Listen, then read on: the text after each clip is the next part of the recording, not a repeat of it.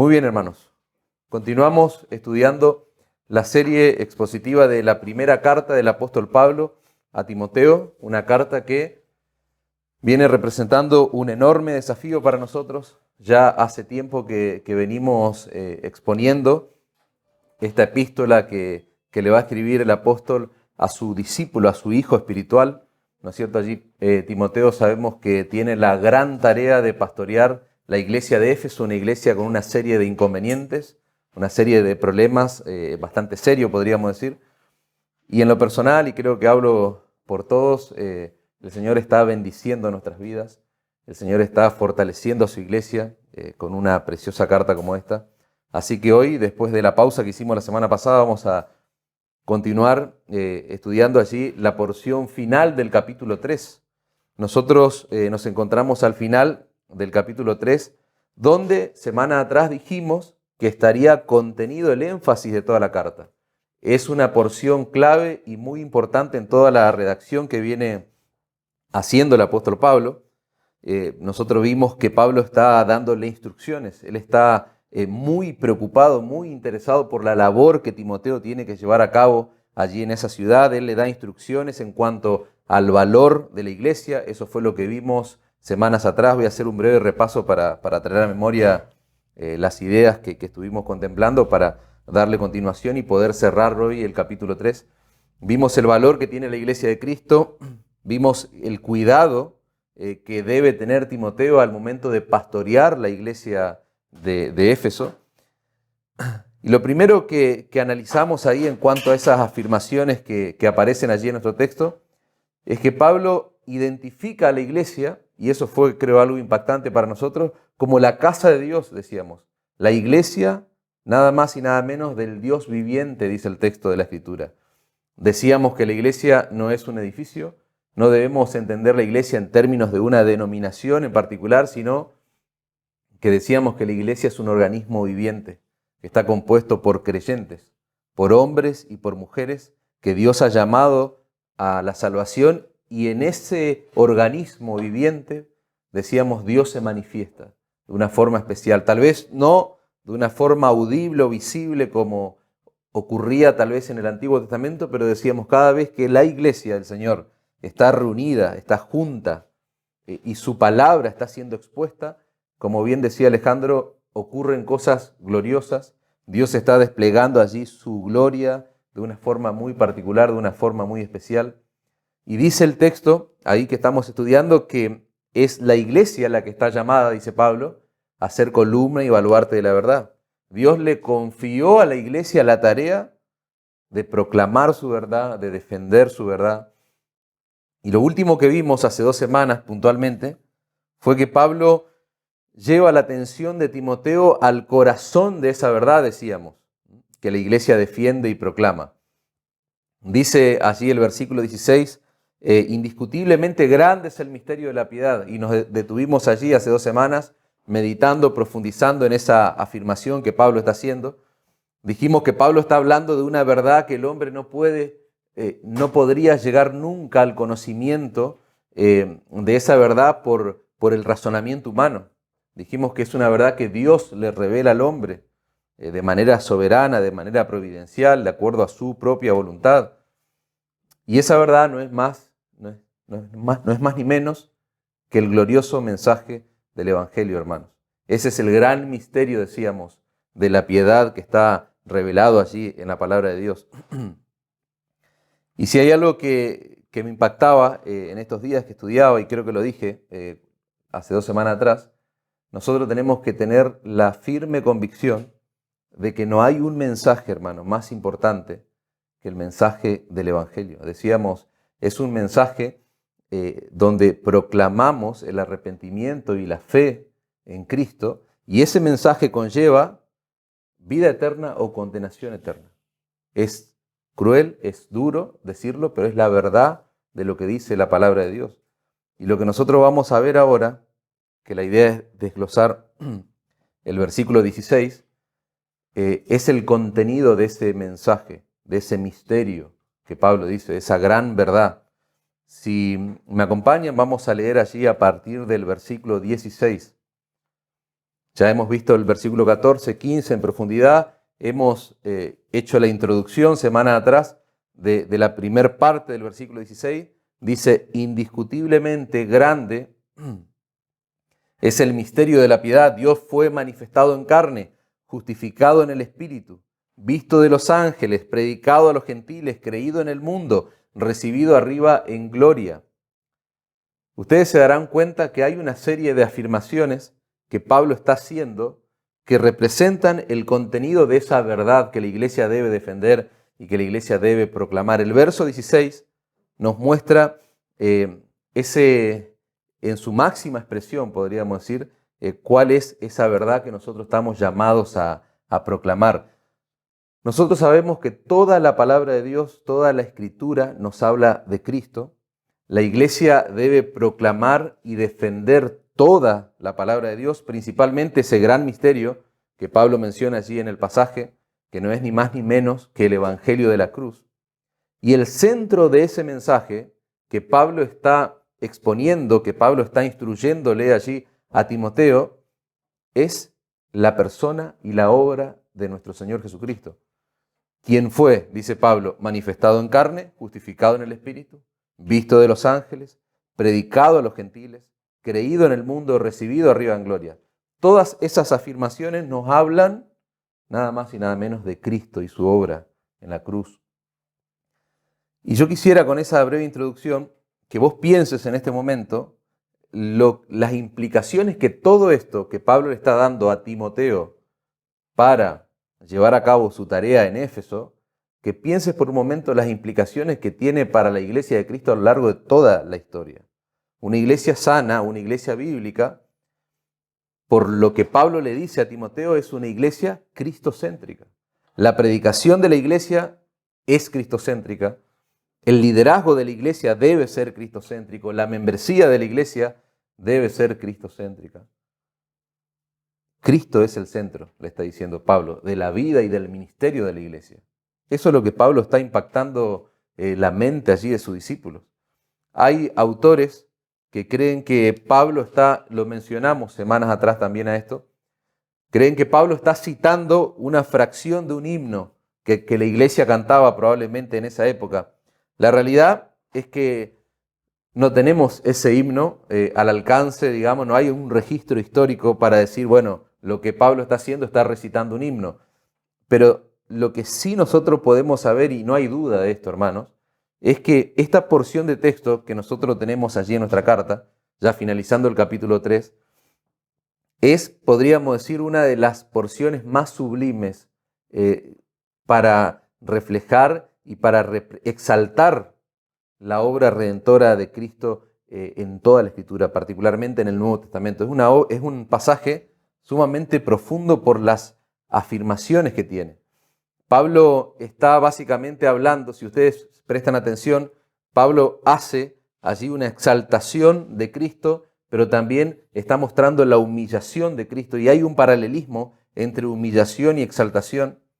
Fíjense que él comienza hablando de que Dios es manifestado en carne y termina allí cerrando sus afirmaciones con la gloriosa ascensión de Cristo a los cielos.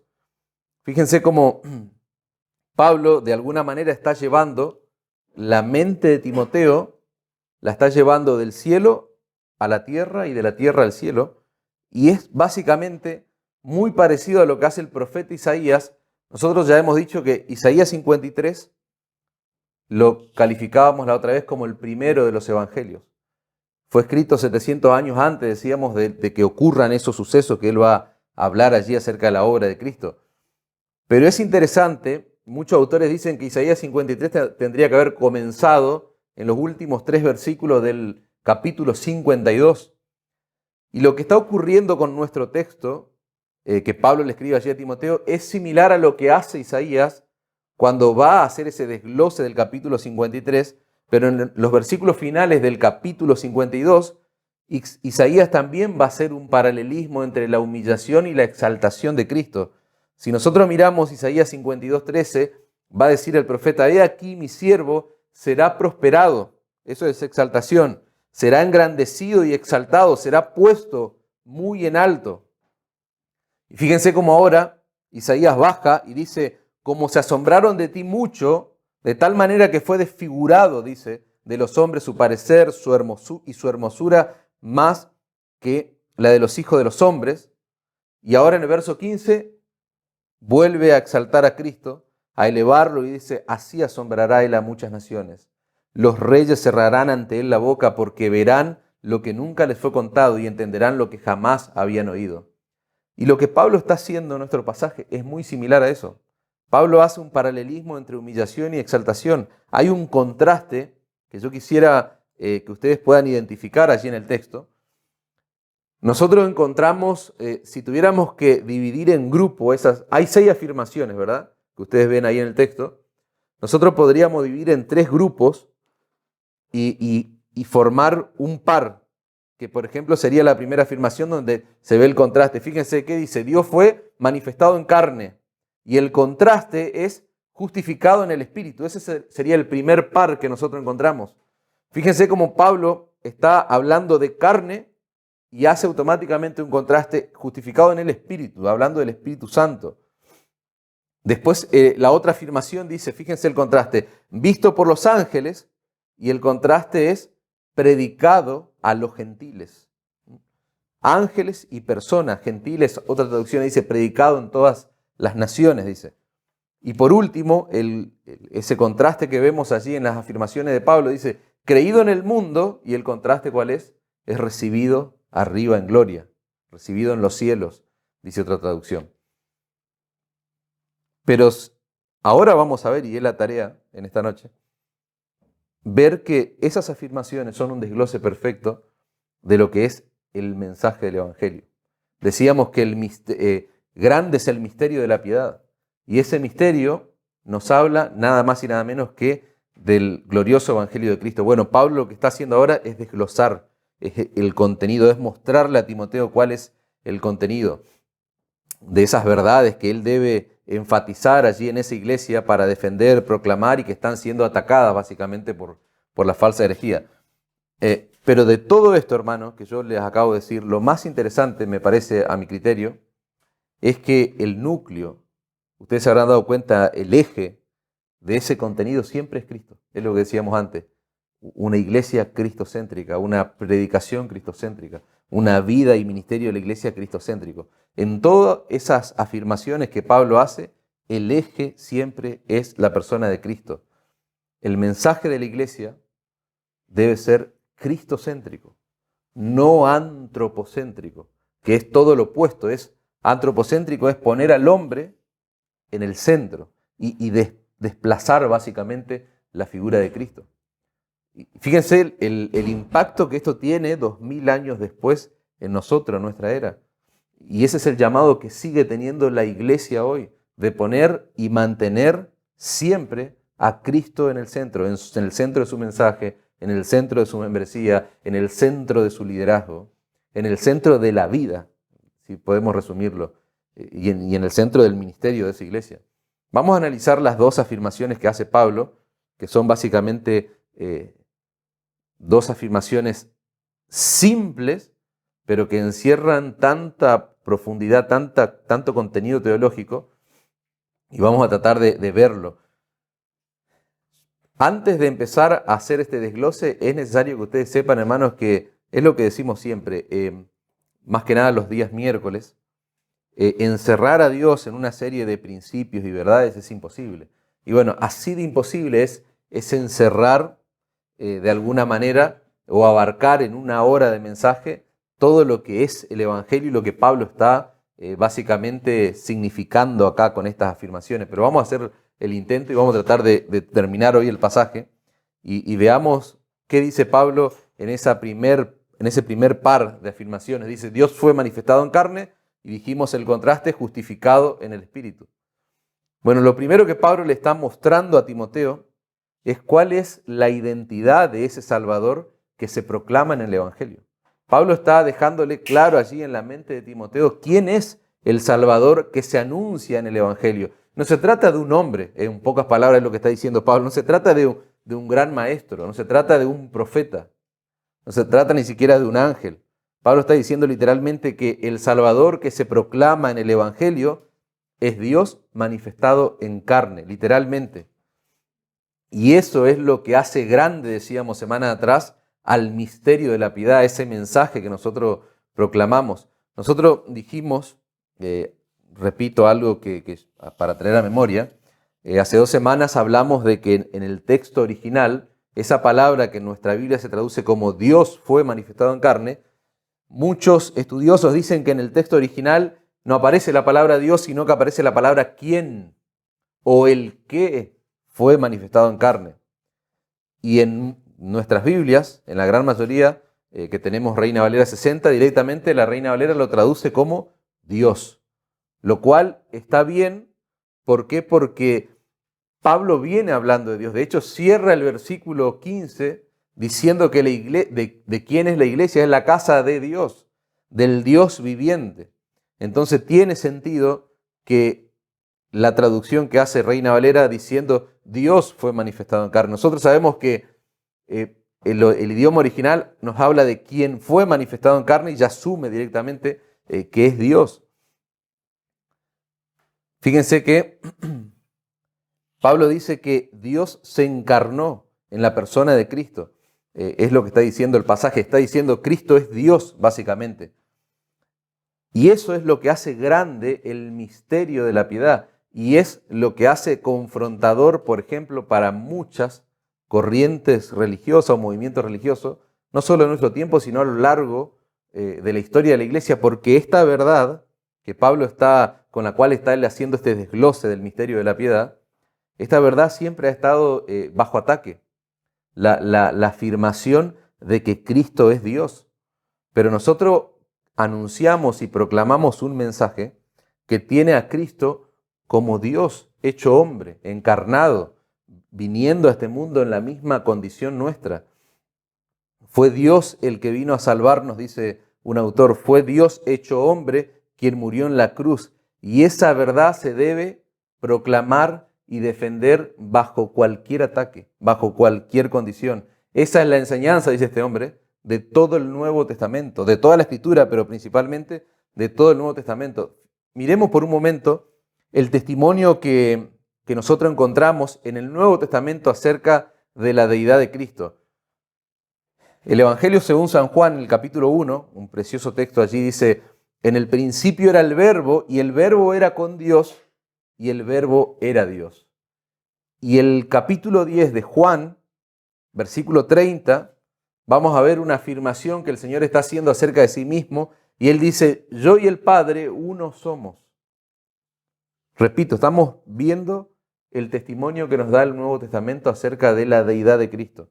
En Juan capítulo 20, el Señor se presenta ya resucitado delante de sus apóstoles, pero hay uno que falta.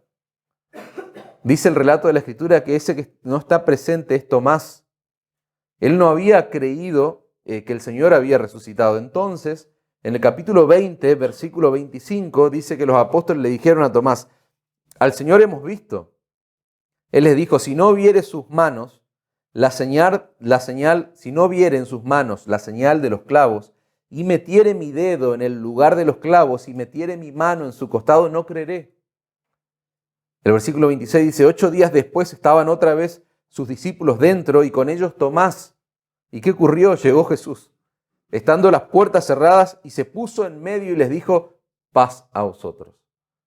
Luego dijo a Tomás, pon aquí tu dedo y mira mis manos, y acerca tu mano y métela en mi costado. Y no seas incrédulo, sino sé creyente. Y acá viene el punto, hermanos. Versículo 28. Entonces Tomás respondió y le dijo, Señor mío, Dios mío. Ahí está el punto. Si Cristo no hubiera sido Dios, hermano, Jesús y el resto de los apóstoles, Jesús mismo y todos los apóstoles que estaban ahí presentes, ¿no creen ustedes que se hubieran apresurado a corregir a Tomás, a confrontarlo a Tomás para que no diga semejante blasfemia? Porque asignarle a Cristo unas propiedades divinas sería una gran blasfemia. Sin embargo, eso no ocurrió y de hecho Jesús mismo termina diciéndole a Tomás, versículo 29, porque me has visto, Tomás, creíste, bienaventurados los que no vieron y creyeron. De ninguna manera el Señor confrontó a Tomás, sino que estaba afirmando lo que Tomás estaba diciendo acerca de su deidad. En Romanos 9, Pablo está hablando de la simiente de David y él dice en el versículo 5, Romanos 9, 5, de quienes son los patriarcas y de los cuales, escuchen esto, según la carne, vino Cristo, el cual es Dios sobre todas las cosas. Pablo está diciendo que Cristo es Dios, le está diciendo a los romanos, por encima de todas las cosas. Cuando escribe su carta a los filipenses va a decir lo siguiente: haya pues en vosotros este sentir, Filipenses 2:5, que hubo también en Cristo Jesús, el cual siendo en forma de Dios, no escatimó el ser igual a Dios como cosa que aferrarse. No escatimó, dice, el ser igual a Dios, sino que se despojó a sí mismo, tomando forma de siervo, hecho semejante a los hombres. La lenguaje actual dice, renunció a ser igual a Dios y se hizo igual a nosotros. Nació como un ser humano cuando apareció en forma de hombre, dice la Nueva Traducción Viviente. Cuando Pablo le escribe a Tito, ahora, en el capítulo 2, versículo 13, dice, aguardando la esperanza bienaventurada y la manifestación gloriosa, fíjense lo que dice Pablo, de nuestro gran Dios y Salvador Jesucristo.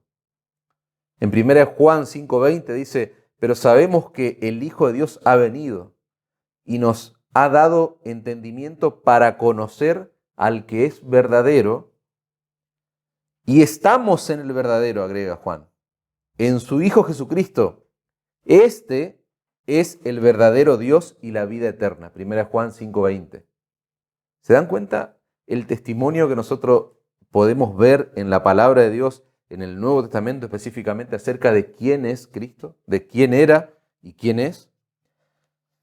Es interesante, hermanos, que cuando nosotros nos paramos frente a la persona de Cristo y miramos lo que ocurre en el mundo entero, fuera de nuestro ambiente, fuera del entorno cristiano, muchas personas, de hecho muchos movimientos, muchas religiones tienen cierta apreciación o cierta estima acerca de la persona de Cristo, bueno, salvo una religión que sea satánica, pero el resto de las religiones lo tienen a Cristo como alguien a considerar, como tal vez como un buen maestro, tal vez como un gran hombre, como un gran profeta.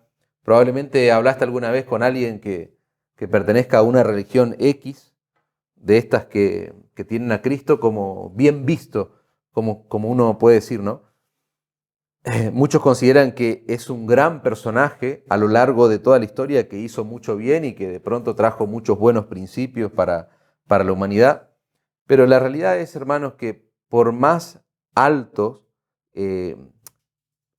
estima que las religiones tengan acerca de la persona de Cristo, eso no es un elogio para el Señor Jesucristo. ¿Por qué? Porque lo están despojando de la afirmación que Pablo está haciendo, por ejemplo, en nuestro texto, y de las afirmaciones que hemos leído. Lo están despojando de su deidad. Decir que Jesucristo es un gran maestro, un gran hombre, un gran personaje en la historia de la humanidad, es desplazar a Cristo, es quitarle su deidad. Y dice un autor, escuchen, me encanta cómo lo dice, ese Dios que es infinitamente grande, inmutable, sabio, todopoderoso, 3 veces santo, justo y bueno, de ninguna manera es honrado y respetado. Y esto es lo interesante, cuando es considerado o confundido como la mejor de sus depravadas criaturas. Al quitarle la deidad al Señor Jesucristo y al asignarle valores virtuosos y demás, lo estamos comparando como el mejor de nosotros, de alguno de nosotros, siendo que Él es Dios. ¿Viste ese Dios que nosotros estamos estudiando los días miércoles? Pensaba en esto cuando estudiaba el pasaje. Nosotros todos los miércoles venimos estudiando ya hace tiempo propiedades, atributos acerca de Dios, su carácter, su persona. Bueno, ese Dios que nosotros estamos estudiando todos los días miércoles, todos esos atributos perfectos, todas esas características que a veces nos abruman cuando empezamos a profundizar y a compartir, bueno, dice la Escritura que todo eso vino a este mundo en la persona de Cristo. Todo eso vino a este mundo, se encarnó, dice Pablo, el Dios encarnado, vino en la persona de su Hijo. Decíamos 2 semanas atrás, el Dios que estaba oculto de los hombres, ¿qué ocurrió? Se reveló, dice la Escritura, perfectamente en Cristo. Jesucristo fue quien hizo visible a ese Dios que era invisible a los ojos humanos. Jesucristo, decíamos semana atrás, hizo accesible a ese Dios que era inaccesible para los pecadores. Y eso debe confrontarnos, pero debe animarnos a amar más el mensaje del Evangelio, hermano. Jesucristo era y es, decíamos, el Dios único y verdadero. Dios el Hijo vino a este mundo con la misma naturaleza que Dios el Padre, decíamos. Pero ¿qué es lo sorprendente? ¿Qué es lo que debería asombrarnos? Que Él tuvo un cuerpo como el tuyo y como el mío. Porque fue hecho carne, está diciendo nuestro texto. Y si nosotros le quitamos, por eso es tan importante mantener esta verdad firme y luchar y defender y proclamar esta verdad que está bajo ataque en nuestros tiempos y lo ha estado durante toda la vida. Si nosotros le quitamos a Cristo su deidad, no solo estamos atentando contra su gloria, lo cual es grave y hasta es blasfemo, sino que también estamos despojándolo a Él del poder para salvar. Porque si le quitamos la deidad a Cristo, Él no es un Salvador poderoso para ofrecerle salvación al pecador. ¿Por qué? Porque nosotros vemos en la Escritura, y ahora lo vamos a profundizar sobre este punto, Cristo es Dios, Cristo era Dios y Cristo es Dios porque solamente Dios podía salvar al hombre pecador. Solamente, y eso es lo que proclamamos en el mensaje del Evangelio. Y ahora vamos a profundizar de eso. Yo no sé si vos te diste cuenta o alguna vez canalizaste el entendimiento del Evangelio, de este misterio de la piedad que es tan grande, dice Pablo, si lo canalizaste como lo que realmente es, y es un milagro. Es un milagro. Cada vez que nosotros nos reunimos en este lugar como iglesia a adorar el nombre de Dios, a proclamar su verdad, a escuchar su palabra, a cantar, nosotros somos el resultado de ese milagro que ocurrió. Es curioso porque los judíos, ellos pedían milagros, señales, prodigios, ahora vamos a hablar un poco de eso. Aún en nuestros días la gente va detrás de los milagros, de los vendedores de milagros, la gente anhela milagros que tienen que ver con aspectos personales, etc.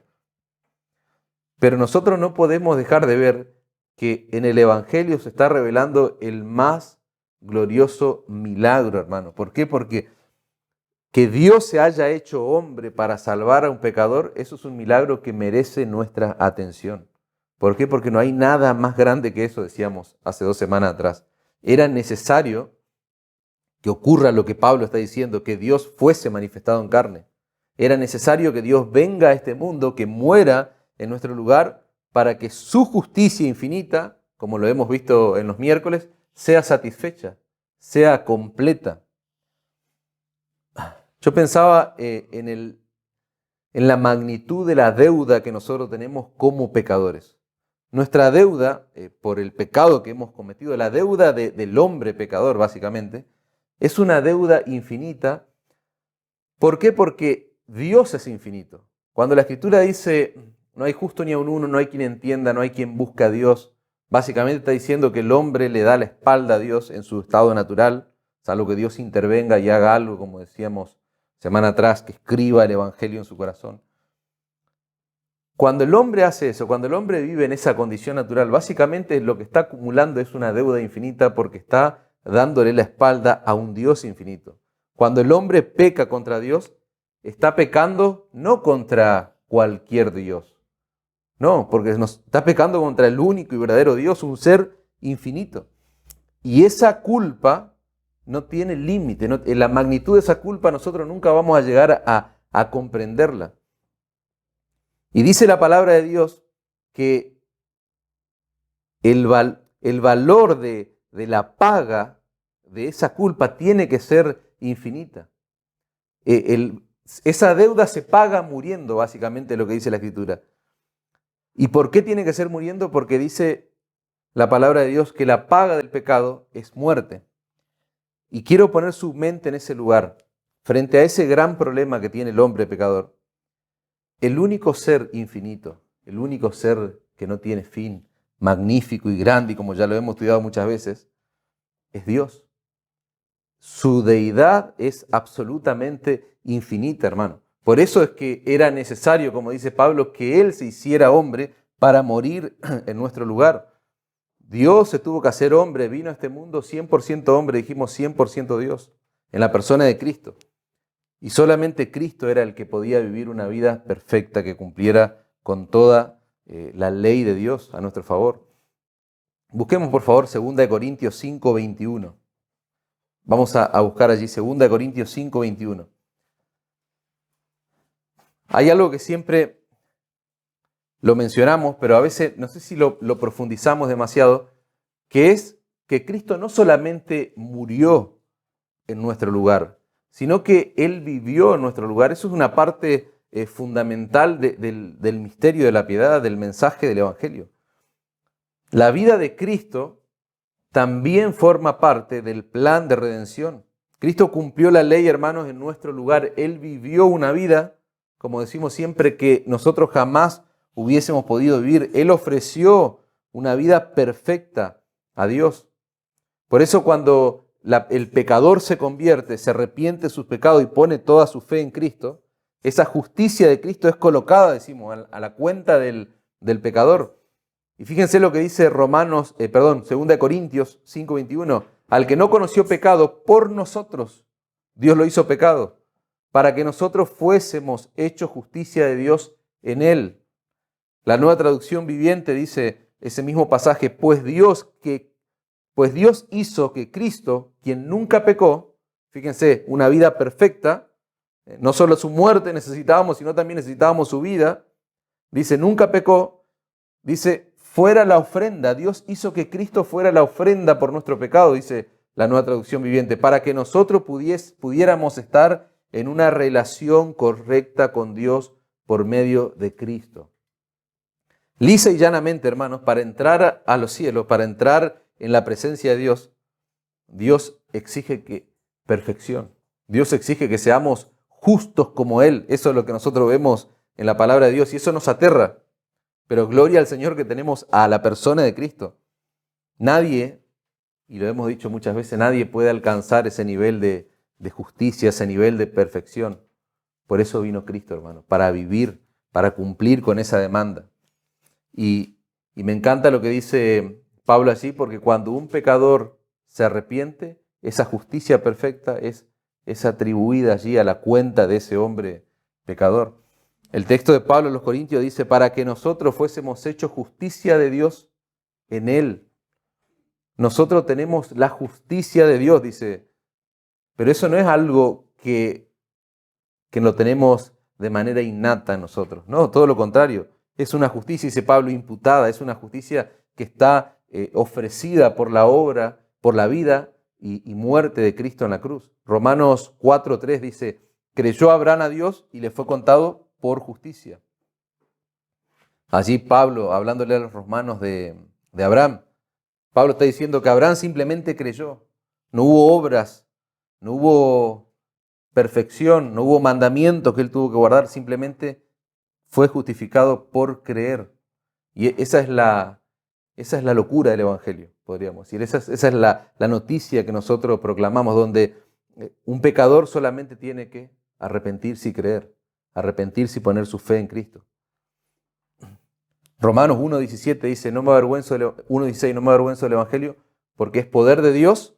Y el versículo 17 dice, porque en el Evangelio la justicia de Dios se revela por fe y para fe, como está escrito, mas el justo por la fe vivirá. Esa es la esencia del mensaje, hermanos. La justificación por fe. Y Pablo agrega en esa afirmación que él está haciendo, que Dios fue manifestado en carne, fíjense que Pablo dice, justificado en el Espíritu. Es el otro contraste. La Biblia de las Américas dice, en lugar de justificado, vindicado en el Espíritu.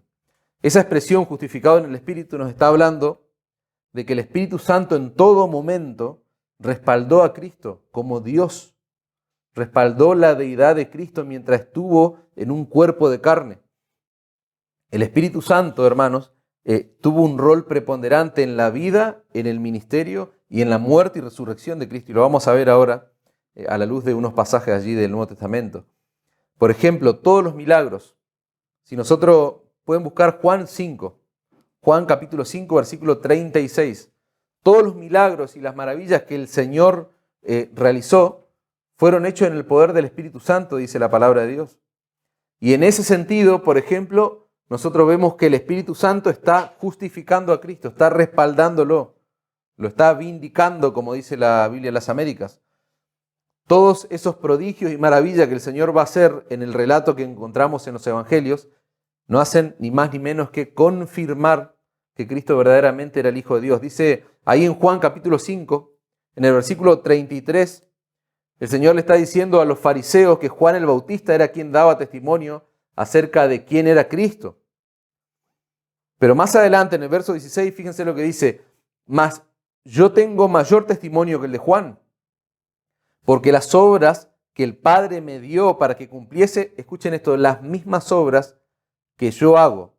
Las mismas obras que yo hago dan testimonio de mí, que el Padre me ha enviado. El Señor le está diciendo a esos fariseos incrédulos que sus obras son las que hablan por sí mismo, de quién es Él. Y en cada una de esas obras, lo que está ocurriendo es que el poder del Espíritu Santo está actuando en la persona de Cristo. Es, digamos, la Trinidad en su máxima expresión, trabajando y operando acá en este mundo, hermano. Eso es tremendo. Y la mayor prueba de todas, de la justificación o de la vindicación, podríamos decir, que hizo el Espíritu Santo en la vida de Cristo, es su resurrección. Esa es la mayor prueba de todas las justificaciones que hizo el Espíritu Santo acerca de quién era Cristo. Si ustedes se ponen a pensar, nosotros en nuestros días, en toda la historia de la humanidad, hubo y habrá muchas tumbas famosas de personalidades, de gente importante, gente relevante que ha muerto y que seguirá muriendo. Y que han hecho famosas ciertas tumbas. Hay lugares donde parte de un recorrido turístico tal vez tiene que ver con ir y visitar la tumba de una persona puntualmente. Pero lo interesante de nuestra fe y del mensaje que proclamamos es que la tumba de nuestro Señor Jesucristo, que de hecho es la tumba más famosa de toda la historia, podríamos decir, está vacía, hermano. ¿Por qué? Porque Cristo resucitó de los muertos. El Espíritu Santo justificó, demostró, levantándolo de los muertos a Cristo, demostró quién era Él. Dice William Hendrickson, dice, fue especialmente por medio de su resurrección de los muertos que el Espíritu Santo vindicó plenamente, dice, la pretensión de Jesús de que era Hijo de Dios. Esa es la prueba más grande de la obra que hizo el Espíritu, de tantas obras, pero la principal que el Espíritu Santo hizo en la persona de Cristo. La tumba de Cristo está vacía, hermano. La muerte no pudo contener a Cristo. Dios le levantó de los muertos con el poder del Espíritu Santo, dice la palabra de Dios. Romanos, capítulo 1, versículo 4, dice que Cristo fue declarado Hijo de Dios con poder, según, escuchen esto, según el Espíritu de Santidad, por la resurrección de los muertos. La Nueva Traducción Viviente, allí el mismo versículo, Romanos 1:4, dice, quedó demostrado que era el Hijo de Dios cuando fue resucitado de los muertos mediante el poder del Espíritu Santo. Él es Jesucristo nuestro Señor. Como dijimos al principio, estas dos afirmaciones, hermano, resumen de alguna manera toda la vida y obra de nuestro Señor Jesucristo. Su obra redentora que Él vino a hacer, el Dios encarnado, como dice Pablo, justificado en el Espíritu. Fíjense el otro par de afirmaciones que decíamos antes. Dice en nuestro texto, visto de los ángeles, predicado a los gentiles. Yo quisiera que nosotros por un momento pongamos nuestras mentes en el lugar donde nació el Señor Jesucristo, el lugar y las condiciones, podríamos decir, que rodearon el nacimiento de Cristo o la vida de Cristo. El Señor Jesucristo vivió 33 años. Nació y vivió en un lugar, en un área geográfica que no era muy grande y que en ese momento y hasta hoy se llama Palestina. Un área que era un área pequeña y que en ese entonces, cuando el Señor Jesucristo nace, no tenía ningún impacto a nivel mundial porque era prácticamente una de las tantas naciones que estaba bajo el Imperio Romano. Estaban siendo ellos dominados por los romanos. Y el Señor Jesucristo nació como podría haber nacido en ese lugar cualquier persona, cualquier hombre. De hecho, murió como podría haber muerto cualquier hombre de ese lugar, de esa región. Murió crucificado y muchos morían crucificados. Nació en un establo en condiciones sumamente complejas y mucha gente seguramente nació en esas condiciones. Pero por todo lo que nosotros hemos visto antes, de que Dios fue manifestado en carne, justificado por el Espíritu, por todas las verdades que nosotros acabamos de escuchar, la vida y la muerte de Cristo no era como la de cualquiera de esos que nació ahí en esa región. No, ¿por qué? Porque dijimos Cristo era el Dios encarnado, que estaba llevando a cabo una obra de redención, un plan de redención. Por eso Pablo nos dice en el texto que esa obra fue mundialmente proclamada. Dice, universalmente, llamémosle, proclamado. Fue visto de los ángeles, predicado a los gentiles. No era cualquier palestino que estaba muriendo, o viviendo, caminando. No, era el Hijo de Dios el que estaba muriendo en una cruz, hermano. Por eso, eso no iba a quedar en silencio. La vida, el crecimiento, la formación, la muerte, sepultura, resurrección de ese hombre, no iba a quedar silenciado en un rincón de esa área geográfica donde él nació. No, eso tenía que ser proclamado. Por eso Pablo pone la mente de Timoteo y dice, todo eso fue visto por los ángeles, fue predicado a los gentiles. Y nosotros vemos, hermanos, en la Escritura, hablando de los ángeles, que los ángeles siempre estuvieron atentos a todos y cada uno de los eventos de la vida de Cristo. Por ejemplo, los ángeles anunciaron su nacimiento, nosotros lo vemos allí en Lucas 2:9, y aquí se les presentó un ángel del Señor, dice a los pastores que estaban allí, la gloria del Señor los rodeó de resplandor, tuvieron gran temor, dice, pero el ángel les dijo, no teman, porque aquí os doy nuevas de gran gozo, que será para todo el pueblo, que os ha nacido hoy en la ciudad de David un Salvador, que es Cristo el Señor. Esto servirá de señal, hallaréis al niño envuelto en pañales, acostado en un pesebre. Y repentinamente apareció con el ángel, escuchen esto, una multitud de huestes celestiales, que alababan a Dios y decían, gloria a Dios en las alturas, y en la tierra paz, buena voluntad para con los hombres. ¿Se dan cuenta de la presencia angelical que hubo en el nacimiento de Cristo? Fue un ángel, por ejemplo, el que se le aparece en sueño a José y le dice, no rechaces a María, no, recibíla, aceptala, porque ella está engendrando, hay en su vientre, hay una obra del Espíritu de Dios. Cuando iban a matar a Cristo, siendo él un bebé, ¿se acuerdan? Ese episodio, no buscamos el texto para no irnos demasiado, pero fue un ángel el que se le aparece a José nuevamente. Otra vez se le aparece a José y le dice, no, huí, porque Herodes va a mandar a matar a Jesús. Fue otro ángel también. Nosotros vemos allí durante todo ese proceso que se le aparece nuevamente a José y le dice, volvé, ahora puedes volver, porque Herodes ya murió. O sea, los ángeles presentes. La Escritura dice que cuando nuestro Señor Jesucristo estaba siendo tentado en el desierto, después que el diablo lo abandona y deja de ser tentado, dice la Escritura que un ángel le fortaleció, que un ángel le servía allí. Los evangelios relatan que fue un ángel el que le aparece cuando el Señor está orando y dice, Padre, si es posible, pasa de mí esta copa. El Señor está sufriendo lo que iba a acontecer en la cruz. Y dice la palabra que aparece allí un ángel en el huerto de Getsemaní y le fortalece al Señor Jesucristo para que Él pueda continuar hacia la cruz. Pero más allá de esta presencia activa, y hay muchos episodios más que podríamos nombrar, más allá de estos episodios donde hay una presencia activa que los ángeles tienen en la vida del Señor, lo que Pablo está resaltando puntualmente en nuestro pasaje son momentos claves y fundamentales que tienen que ver con la muerte, con la resurrección y la ascensión de Cristo. Por eso Pablo está diciendo que fue visto por los ángeles esos episodios, toda la vida de Cristo concretamente, pero principalmente el episodio de su muerte, de su resurrección y su ascensión. En los 4 evangelios, hermanos, se nos dice que en la tumba de Cristo había ángeles. Gracias. En la tumba de Cristo había ángeles, por ejemplo. Ustedes pueden ver, no lo busquen, pero en Lucas 24:23 se nos dice que estaban los ángeles allí custodiando la tumba del Señor. En Hechos 1 se nos dice sobre la ascensión de Cristo. Vamos a leer Hechos capítulo 1, versículo 10. Acompáñenme por favor del versículo 10 al 11.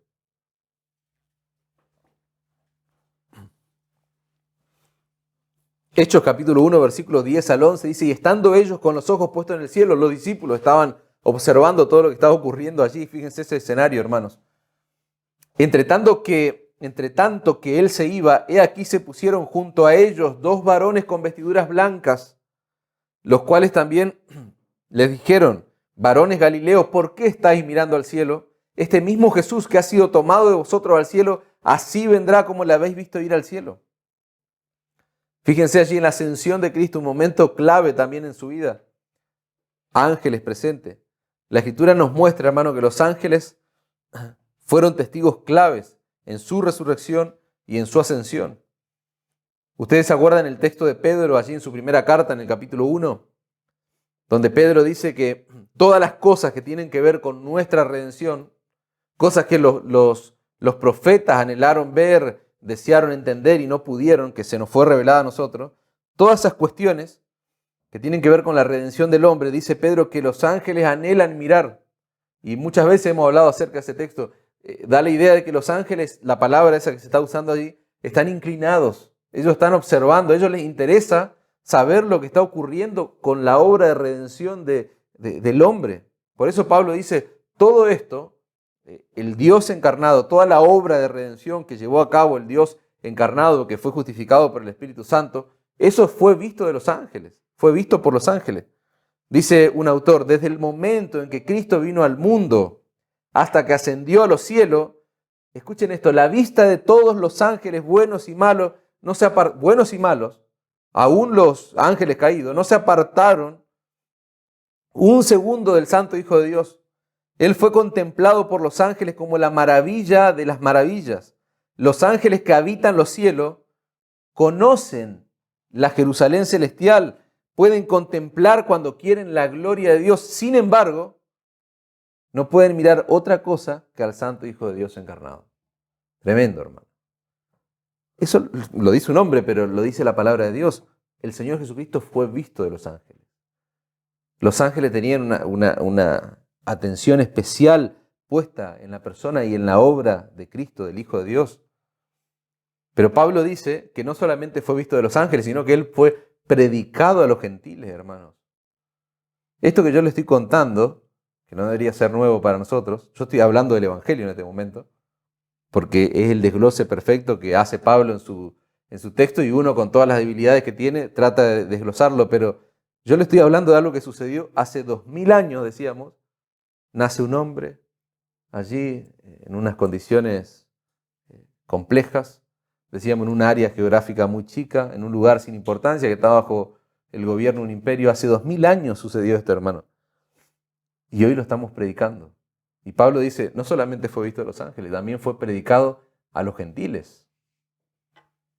Vos y yo somos gentiles, yo no soy judío. Y dice Pablo que este evangelio fue predicado a aquellas naciones que están fuera del espectro del pueblo judío. No son los judíos los únicos que escucharon la historia gloriosa de la cruz de Cristo, hermano. Somos nosotros. Y eso ha pasado a lo largo de toda la historia, en todas las naciones. El Señor había profetizado que ese evangelio sería profetizado en el mundo entero. Y comisionó a un grupo de hombres, hermano, que si los vemos, no vemos grandes hombres. ¿Para qué? Para que llevaran ese evangelio. Y si ustedes se detienen a pensar por un momento en lo que el Señor hizo con esos 12 hombres, no solamente que era como imposible que el evangelio se expandiera tan rápido, sino que era una locura. ¿Cómo puede ser que un mensaje que anuncia la muerte de un crucificado en un lugar recóndito, ¿no es cierto?, de un área geográfica de Palestina, decíamos, cómo puede ser que 12 hombres que ni siquiera tenían una gran formación intelectual, no tenían recursos, no tenían poder económico, sin embargo a esa gente el Señor Jesucristo le está diciendo, yo quiero que vayan y prediquen este evangelio por todo el mundo? La gran comisión. No tenían recursos, no tenían medio de comunicación, no tenían medio de movilidad. No había forma, hermano, de hacer lo que el Señor le estaba pidiendo, básicamente. Pero ¿saben cómo Cristo... No quiero emocionarme, pero ¿saben cómo Cristo cierra esa comisión que Él les hace? Dice, el broche de oro es, yo estoy con vosotros, todos los días, hasta el fin del mundo. Esa es la máxima garantía que tuvieron estos hombres que eran menos que nosotros, probablemente. Tenían menos poder, menos recursos, menos todo. Sin embargo, hicieron conocido este evangelio en el mundo entero. Y el Señor cerró, repito, esa comisión con el broche de oro. Yo estoy con vosotros. Y eso está vigente aún para nosotros. No estamos solos. El Señor está con nosotros. No tenemos poder, no tenemos recursos quizás, no tenemos tantas cosas que quizás en nuestra humanidad anhelaríamos tener, pero el Señor nos promete que Él está con nosotros todos los días. Y dice, hasta el fin del mundo. Y cuando el Señor hizo esa comisión, ¿qué pasó? Fue crucificado, resucitó, ascendió a los cielos, y esos 12 hombres miserables, como vos y como yo, transformaron el mundo, hermanos, con el mensaje del Evangelio. Amén. Pablo dice que Cristo fue predicado a los gentiles, es decir, a todas las naciones que no son judías, a pesar de que eso ocurrió en un lugar recóndito allí, cerca de Jerusalén, un lugar, como dijimos, Palestina. Ningún obstáculo, dice un autor, que Satanás ha querido poner a lo largo de la historia, han podido frenar la predicación del Evangelio de Cristo. Ningún obstáculo, hermano. Por último, veamos allí las declaraciones finales de nuestro texto. Dice, creído en el mundo, no solo visto de los ángeles, predicado a los gentiles, sino creído en el mundo, y el contraste que decíamos, recibido arriba en gloria. La obra de la cruz, está diciendo Pablo, fue creída en el mundo. No solamente la vieron los ángeles, no solamente fue predicada a todas las naciones, sino que también fue creída, fue aceptada. Y el Salmo 72 y lo que dice Isaías 52, versículo 15, vamos a leer ahora esos dos versículos, no hace falta ir a un comentarista, a un autor, a un estudioso para ver qué significa lo que Pablo está diciendo ahí. No, porque la misma palabra de Dios nos explica. El Salmo 72 podríamos decir que es un gran comentario. Es una gran explicación de lo que Pablo está diciendo allí. Creído en el mundo, recibido arriba en gloria. El Salmo 72, 8 es un pasaje donde el salmista está hablando de ese rey tan glorioso, tan poderoso, que va a mencionar ahí, que no es ni más ni menos que una figura de nuestro Señor y Salvador Jesucristo. Dice Salmo 72, 8, dominará de mar a mar y desde el río hasta los confines de la tierra. Ante él se postrarán los moradores del desierto y sus enemigos lamerán el polvo.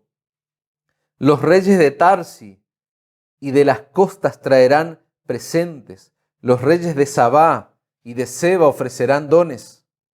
Todos los reyes se postrarán delante de él, todas las naciones le servirán. Y dice el verso 17, hermano, será su nombre para siempre, se perpetuará su nombre mientras dure el sol, benditas serán en él todas las naciones, lo llamarán bienaventurado. ¿Querés una explicación de esa afirmación final que está haciendo allí Pablo en nuestro texto? Bueno, esta es una buena explicación. La misma palabra de Dios nos está explicando nuestro texto. Lo que dice Isaías 52, 15 es una buena explicación de este pasaje. ¿Se acuerdan que dijimos? Los últimos versículos del capítulo 52 nos hablan de la exaltación, humillación y otra vez exaltación de Cristo. Y el verso 15 dice, así asombrará él a muchas naciones. Los reyes cerrarán ante él la boca porque verán lo que nunca les fue contado y entenderán lo que jamás habían oído. Creído en el mundo, recibido arriba en gloria, dice Pablo. El Evangelio no solamente ha sido proclamado, sino que también ha sido creído, hermano. Pablo está hablando de eso, de la fe que generó ese Evangelio en el corazón humano. A pesar de todos los problemas, a pesar de todos los obstáculos que ha habido en el mundo, que han tenido los discípulos, a pesar de todos los obstáculos que ha puesto el mismo Satanás, a pesar de la debilidad de quienes predicamos, a pesar de la debilidad de esos mensajeros que llevamos el mensaje del Evangelio, El Evangelio de nuestro Señor Jesucristo ha sido creído porque estaba profetizado, hermano, que iba a ser así. ¿Por qué? Porque ese capítulo que yo le estuve nombrando, Isaías, el capítulo 53, dice Isaías, allí en el primer Evangelio, dice que Cristo iba a ver el fruto de la aflicción de su alma y su alma va a quedar satisfecha. Dice Isaías 53, 11, verá el fruto de la aflicción de su alma y quedará satisfecho. Por su conocimiento justificará, escuchen esto, va a declarar justo mi siervo a muchos y llevará las iniquidades de ellos.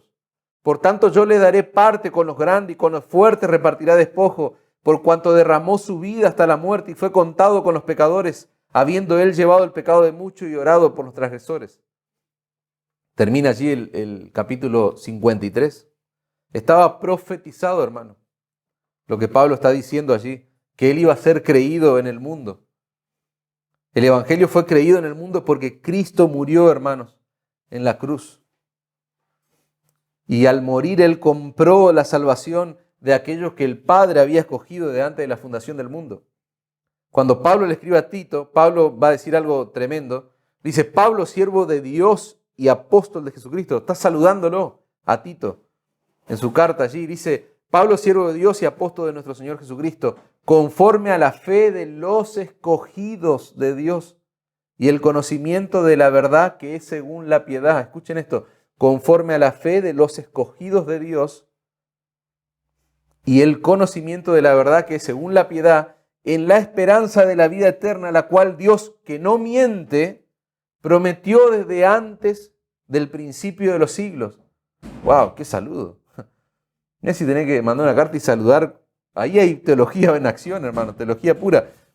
La lenguaje actual, hay cosas que yo quiero llamar su atención ahora, porque la realidad es que si lo buscas en varias traducciones, la Reina Valera 60 no se mete mucho en el detalle, no te interpreta el pasaje, que otras traducciones sí lo hacen. Por ejemplo, preguntas que surgen en este pasaje, en este saludo tremendo que está haciendo Pablo. Bueno, él se está identificando quién es Pablo, apóstol de nuestro Señor Jesucristo. Dice, conforme a la fe de los escogidos de Dios y el conocimiento de la verdad, que es según la piedad, no hay tanta duda ahí. Está hablando de que Dios escogió a personas para la salvación. Dice, en la esperanza de la vida eterna, la cual Dios, que no miente, prometió, dice, desde el principio de los siglos. Y ahí termina la Reina Valera 60. Otras traducciones como que dicen que Dios nos prometió a nosotros. Pero la pregunta es, ¿a quién le prometió Dios? Porque Pablo se está saludándolo y se está situando en un momento de la eternidad pasada donde Dios hace una promesa, y la pregunta es, ¿a quién le hace la promesa? ¿Realmente es a nosotros? O sea, nos está prometiendo a nosotros, porque en ese momento no estamos nosotros. O sea, no hay ningún ser humano. Está la Trinidad, está Dios el Padre, Dios el Hijo, Dios Espíritu Santo ahí en relación consigo mismo, pero no hay personas. Entonces ese es un punto interesante. La lenguaje actual dice, querido Tito, y me gusta porque no se pone a interpretar el texto, dice, yo te ayudé a confiar en Jesucristo y por eso tú eres para mí como un verdadero hijo. Tú y yo confiamos en Dios, por eso yo le pido a Él, que es nuestro Padre, y a Jesucristo nuestro Salvador, que te llenen de su amor y de su paz. Como bien sabes, soy servidor de Dios y apóstol de Jesucristo. Fui enviado por Él para que los elegidos de Dios confíen en Él y para que lleguen a conocer la verdad que enseña nuestra religión. Así estarán seguros de recibir la vida eterna, que Dios nuestro Salvador prometió desde hace mucho tiempo, y sabemos que Dios no miente. En el momento que Él consideró oportuno, me dio ese mensaje y me pidió que yo le anunciara a los demás. Dice que Dios prometió, pero la pregunta sigue siendo, ¿a quién le prometió Dios la vida eterna desde antes del principio de los siglos? Como dije antes, solamente estaba Dios el Padre, Dios el Hijo, Dios el Espíritu Santo. Y por la luz que nosotros tenemos de otros pasajes, por ejemplo el que acabamos de leer recién y el punto que nosotros venimos profundizando, Dios le tuvo que haber hecho esa promesa nada más y nada menos que a su propio Hijo, a Jesucristo. Pablo está diciendo en la carta de Tito que hay una vida eterna que Dios que Dios el Padre le iba a conceder a algunos que Él le prometió, pero a Cristo. ¿Por qué? Porque dice Isaías que Cristo iba a ver el fruto de su aflicción. Dios el Padre le está haciendo una promesa a Cristo de que el fruto, el resultado, el galardón, el regalo que Él iba a tener era precisamente esas personas que Él había escogido delante de la fundación del mundo. Y esto es fuerte, hermano, porque cuando uno hace un regalo, uno regala cosas, no regala lo peor que tiene. Pero lo que dice el Evangelio, lo que dice la palabra de Dios es que nosotros somos el regalo de Dios hacia Cristo. Somos el fruto de la aflicción de su alma. ¿Y qué hay de bueno en nosotros, hermano? Ahí yo quiero llevar tu mente. ¿Qué hay de bueno? Eso es tremendo, hermano. Eso conmueve la mente y el corazón de cada creyente. Debe hacerlo así. Hebreos 12:2 dice, puesto los ojos en Jesús, el autor y consumador de la fe, el cual por el gozo, dice que hay un gozo puesto delante de Cristo. Dice, por eso Él sufrió la cruz, menospreciando lo oprobio, se sentó, dice, a la diestra del trono de Dios. Ese gozo, ¿quiénes somos? ¿Quiénes son? Somos nosotros los creyentes. Entonces te das cuenta que Dios le está prometiendo en la eternidad pasada a Cristo, le está prometiendo que va a haber almas, que va a haber escogidos, ¿entendés? Fíjate la afirmación que nosotros estamos estudiando, va a ser creído en el mundo. Eso es increíble, hermanos. Nosotros no valemos nada, sin embargo el Padre le dice a Cristo que vos y yo vamos a ser su gozo, su galardón, su regalo. Pablo dice que la obra de la cruz fue creída en el mundo, pero también agrega ahí para cerrar, Él fue recibido arriba en gloria. Y quiero leerles lo que dice Hendriksen. Dice, cuando apenas se habían apagado los ecos de las voces de los que gritaban, crucifícale, crucifícale, me encanta lo que dice. Los cielos abrieron sus portales y al recibir de regreso a su rey victorioso resonaron con los ecos de himnos de júbilo entonados por miles de millares y millares y millares que decían, digno es el Cordero. Ciertamente fue recibido arriba en gloria. Cuán grande es la iglesia que tiene un rey tan excelso, dice Hendriksen. Y es lo que Pablo está diciendo. Fue creído ese mensaje de la cruz, fue cumplida y está siendo cumplida la promesa que Dios le hace al Padre, pero también dice, Pablo fue recibido arriba en gloria. Y me encanta, ¿por qué? Porque Apocalipsis 5:12 nos cuenta lo que va a pasar, lo que va a pasar en ese momento. Dice, el Cordero que fue inmolado es digno, dice, de tomar el poder, las riquezas, la sabiduría, la fortaleza, la honra, la gloria y la alabanza. Amén. Amén, hermanos. Profundo pasaje. Tremendo texto de la palabra de Dios, que sin duda nos quedamos cortos para seguir abarcándolo y profundizándolo, pero lo vamos a hacer seguramente durante todo el resto de la carta que todavía nos falta. A modo de conclusión, hemos visto, dijimos en este extenso pasaje, lo que la iglesia es, lo que la iglesia debe significar para cada uno de nosotros. Vimos que cuando su iglesia está reunida, decíamos, Dios despliega su gloria sobre su pueblo de una forma muy particular, de una forma especial, principalmente cuando su palabra está siendo expuesta, cuando su nombre está siendo exaltado y alabado. Vimos que Dios le ha encargado a su iglesia la responsabilidad de ser columna y baluarte de la verdad. Vimos que esa verdad es un misterio indiscutiblemente grande, dice Pablo. ¿Por qué es tan grande? Porque es el glorioso mensaje del Evangelio de Cristo. El misterio de la piedad es Cristo, por eso es grande. Y a ese mensaje Pablo le llama el gran misterio de la piedad. Cristo Jesús, dijimos Dios hecho hombre, murió para redimirnos de nuestros pecados para que podamos tener comunión con Él y vida eterna. Amén, hermanos. Que eso nunca sea algo repetitivo en nosotros, sino que realmente pueda enamorarnos cada vez más y capte toda nuestra atención para poder conocer más y más de este precioso misterio de la piedad.